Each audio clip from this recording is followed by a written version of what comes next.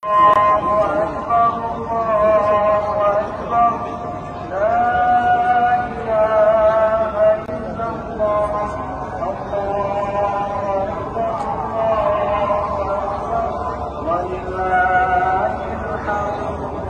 আমি সেজুল হোসেন দুবাই থেকে আপনাদেরকে দেখাবো ঈদের জামা।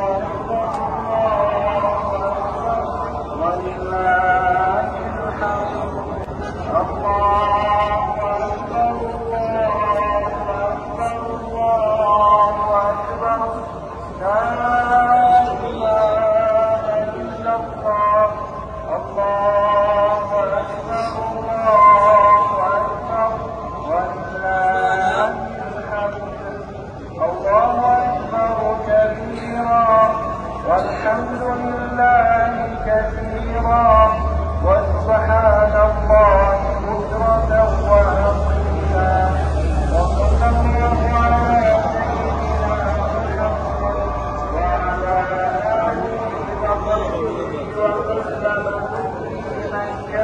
خاتمة جامعة وجه فيها رسالة تحمل مبادئ حضارية وقيما إنسانية عالمية تعبر عن تعاليم هذا الدين الإنساني السمح الحنيف وترسخها في الأديان عبر العصور.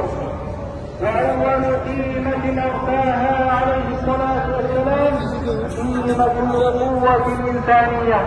بهذه القيمة يحمل أعلى الأعداء بهذه القيمة فالإيمان بهذه القيمة يحمل على أداء الواجبات وتعميق العلاقات مما يشعر الإنسان بالسعادة القلبية والسكينة النفسية والطمأنينة الروحية. كما أمر صلى الله عليه وسلم بتحقيق المواطنة والولاء والانتماء للقيادة، فكان مما قال في خطبته الوداعية: وأطيعوا ذا أمركم تدخلوا جنة ربكم. وأكد صلى الله عليه وسلم في خطبته على أداء الأمانة: الله أكبر الله أكبر الله أكبر الله أكبر الله أكبر الله أكبر الله أكبر والله الحمد. الله أكبر ما بلغ قضاء الرجال وأكبر. الله أكبر ما هلل حاج وكبر. الله أكبر وفرح بيوم عيده واستبشر واقتدى بخير البشر. الله أكبر كبيرا والحمد لله كثيرا وسبحان الله وبحمده بكرة وأصيلا. ونشهد أن لا إله إلا الله أمرنا بطاعته والإحسان إلى خلقه. ونشهد أن سيدنا ونبينا محمدا عبد الله ورسوله أرسله رحمة للعالمين. اللهم صل وسلم وبارك عليه وعلى آله. আলহামদুলিল্লাহ, আমরা জামাত শেষ করলাম, ঈদুল আজহার জামাত, এবং জামাত শেষ করে হাজার হাজার মানুষ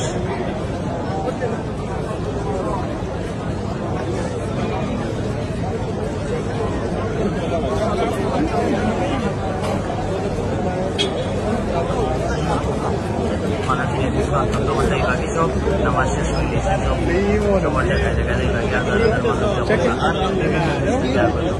বিভিন্ন দেশের মানুষ এই দুবাই শহরে আপনারা দেখতে পাবেন।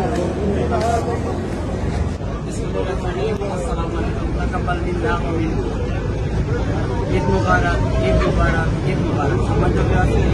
আমাকে যারা দেখছেন, আমার দেখবেন, সবাইকে আমি আমার ব্যক্তিগত পক্ষ থেকে আমাদের সিলেটের থেকে সবাইকে জানাচ্ছি ঈদের শুভেচ্ছা, ঈদ মুবারক। সম্মানিত আপনারা জানেন যে বিগত দিন এবং বিগত দিনের নিয়ে এবার আমরা প্রতিনিয়ত সবসময় আমরা সিলেটি অনলাইনে যারা যারা বিভিন্ন দেশের বিভিন্ন প্রান্তে যারা যেখানে অবস্থান করে সবসময় আপনাদেরকে ভালো জিনিস তুলে ধরি। তার ধারাবাহিকতায় আজকেও আমি সেজুল হোসেন দুবাই থেকে আপনাদেরকে দেখাবো ঈদের জামাত। সমাজের ভিউয়ার্স, আপনারা জানেন আজকে দুবাইতে ঈদের জামাত হচ্ছে। দুবাই সহ বিভিন্ন দেশে ঈদুল আজহার জামাত অনুষ্ঠিত হবে। তো আজকে ঈদুল আজহার জামাত আপনাদেরকে দেখাবো। আপনারা আমাদের সাথে থাকুন এবং দেখুন আজকে ঈদুল আজহার জামাত।